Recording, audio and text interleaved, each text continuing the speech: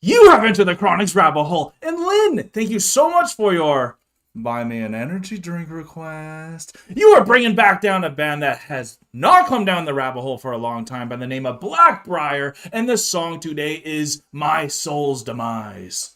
Thank you so much, Lynn, for bringing Blackbriar back down the rabbit hole for, I don't even know if it's the second, third, or fourth time, but I'm excited to be back with this band.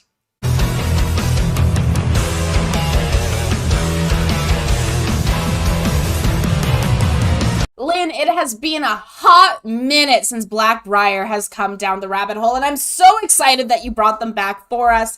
This is My Soul's Demise, and you did let us know a little bit about this with your request that this is about sin eating or a ritual around sin eating. Yeah. I don't know much about sin eating, but the one thing I do kind of know, and correct me if I'm wrong on it, but ritualistically there would be one person who would kind of be a sin eater, and the ritual would be very similar to like when you go to a Catholic church and you would, tell them your woes and like the sins that you would do to a priest, your confession. Yeah. So it would be like a confession to a sin eater who would then be able to remove that badness and take it all in. Yes. So it was one person who would take the sins of everyone into them as a vessel. So that's my understanding of sin eating. I could be wrong on that, so let me know in the comments below. I'm really excited to see how the official music video and how Blackbriar performs or portrays this ritual in their music video. Yeah.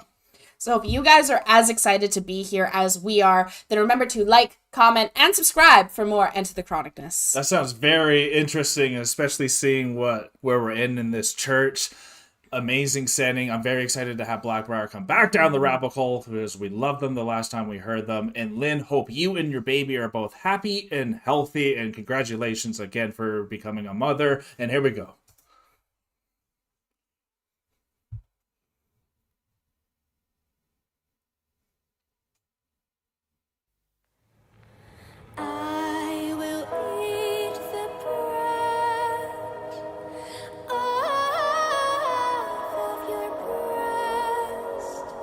To feast on your lies, your wickedness and spite.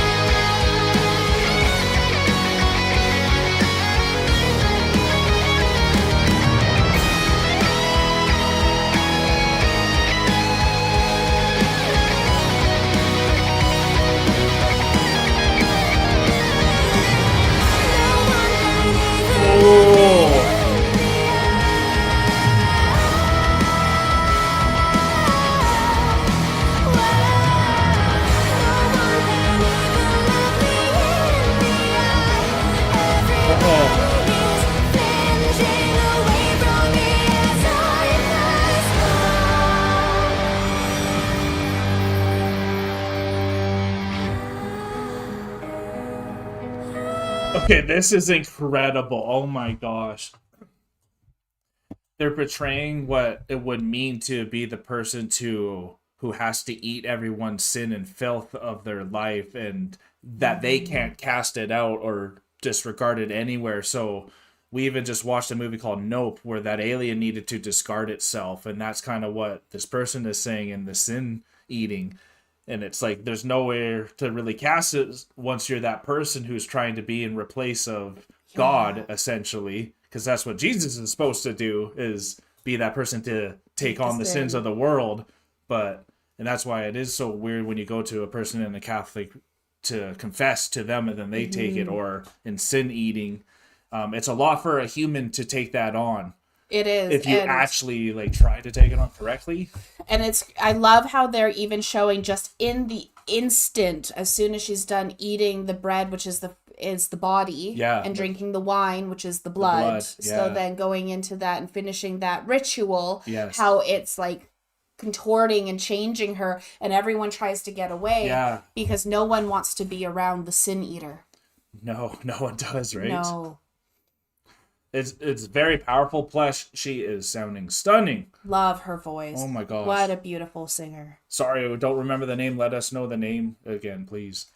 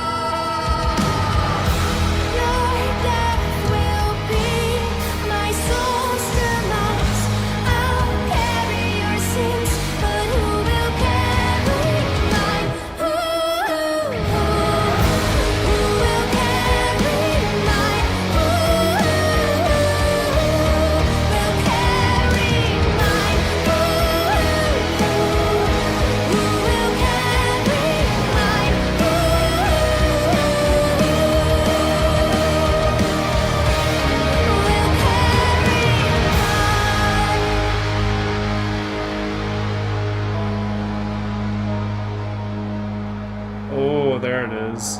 All the venom.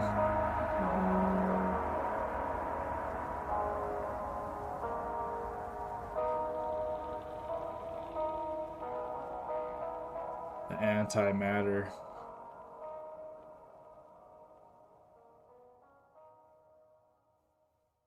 That was incredible. So well done. And that was their first single from their forthcoming album, A Dark Euphony? Yeah, A Dark Euphony. Yeah. Wow. Very beautiful. I think you can even take that interpretation almost like anyone can kind of be there, where we're so good at listening to other people's problems, but a lot of the times we don't know how to cast our problems onto other people. Absolutely. And we a lot of the times thinks they can't handle it, and that's kind of where it's like, who's gonna take mine? But there's actually a lot of people that will listen to you if you find the right people. But onto the music of this band, it was incredible because it was awesome with the lyrics and the theme, so we had a lot to think about. But I didn't mention how good that solo was and how soulful it was, and I even paused it after the solo and I didn't mention it. That shows how hooked I was lyrically, and that doesn't always happen to me, so I always appreciate those moments when that happens over. But that solo was incredible, and just the feel of this new album. Yes. I love the way that they're going. We know that Diane is going to be teaming up with Blackbriar with the song, and I'm just thinking about those voices, how they're going to mix together. Oh man, their voices are going to mix. She has a Marcella Bavio type of range and like vulnerability when she's singing, and it's incredible.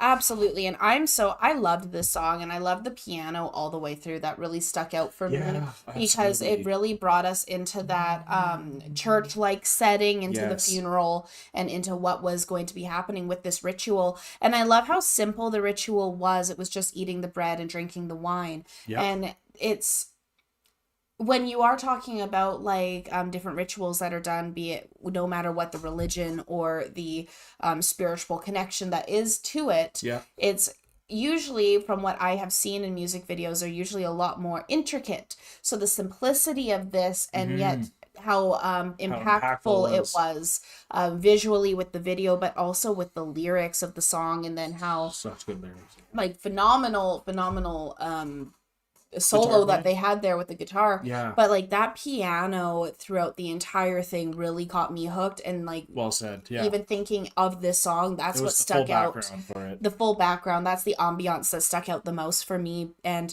this was just so well done. I love the singer there. I forget her name, and I'm so sorry. Yeah. But You'll let us know. They'll let us know. Yeah. But vocally was absolutely stunning, but also with the dancing and the acting that she did with this. Oh, totally. Just how she like portraying- fully embodied it. And then when we ever did see her singing, how she was in that fetal position afterwards. Yeah. So that was like the aftermath of after she had expelled that sin, to be in that spot where it's like, I loved you so much, I ate your sin, but who will eat mine?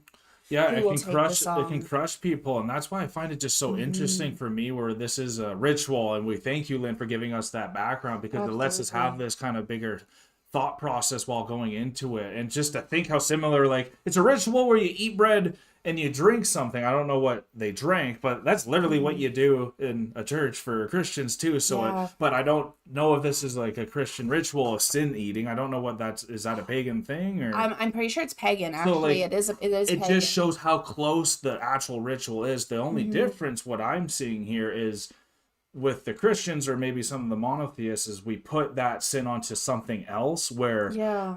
the pagan, what I'm starting to find out, is it goes onto another person, Individual. another person, not even Yeah. you, because it's either a sacrifice or you're pushing that sin onto someone else. It very much follows that. I forget who the philosopher is, but they talked about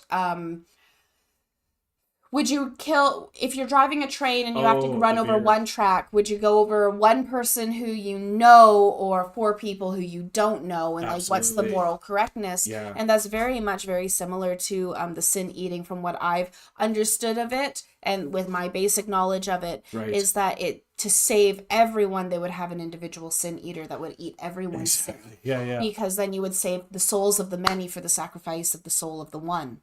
And Exactly. with growing up in church and everything like that, like, we've done this, eating the bread and the breaking of the bread and drinking the juice or the wine, Totally. as a symbolization of removing sin and like sending that sin to someone else. And in that sin eater, it's just, it was Jesus who was the sin eater for us. Yeah. And it's so interesting because it's very ritualistic, from at least being in a Pentecostal time. church. Sacraments, because they call it's it. Sacraments. And so growing up in the Pentecostal church, someone walk around and they give you a glass of juice, and then they would give you a piece of Wafer bread, crisp. a wafer crisp, or like a broken saltine. Yeah. Right? Yeah. And you'd sit there and you'd hold it, and then everyone would wait while they would speak the words and say the thing that needed to be said. Then everyone partakes of the cracker first, and then you wait until everything was said and everything was in that perfect, and then everyone drinks the juice at the same time. And like, in hindsight of it, it always seems very strange to have these rituals even within a church or within a body of a group of people.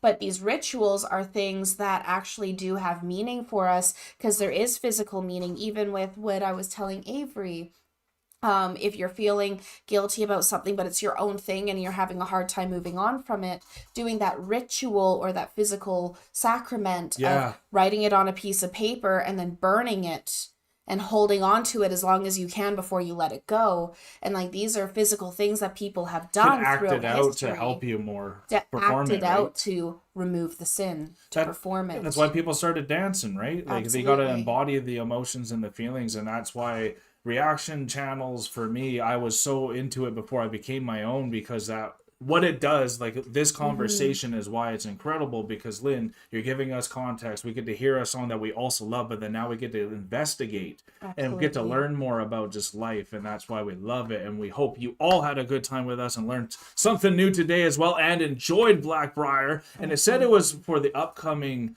album, and that was 6 months ago, so I'm assuming this album's already out. And if it is, let us know the next way that we should go with Blackbriar, down in the comments below, and now I can see why you got tongue-tied with Blackbriar, because it actually is a tongue twister It's a if tongue you say twister. it quickly. So I respect it, and we love y'all because we are now exiting the rabbit hole. Thank you so much, Lynn, for bringing Blackbriar down the rabbit hole. This was absolutely phenomenal. Peace and love, everyone. God bless y'all. Take care, and bye for now. Don't forget to like, comment, and subscribe for more Enter the Chronicness.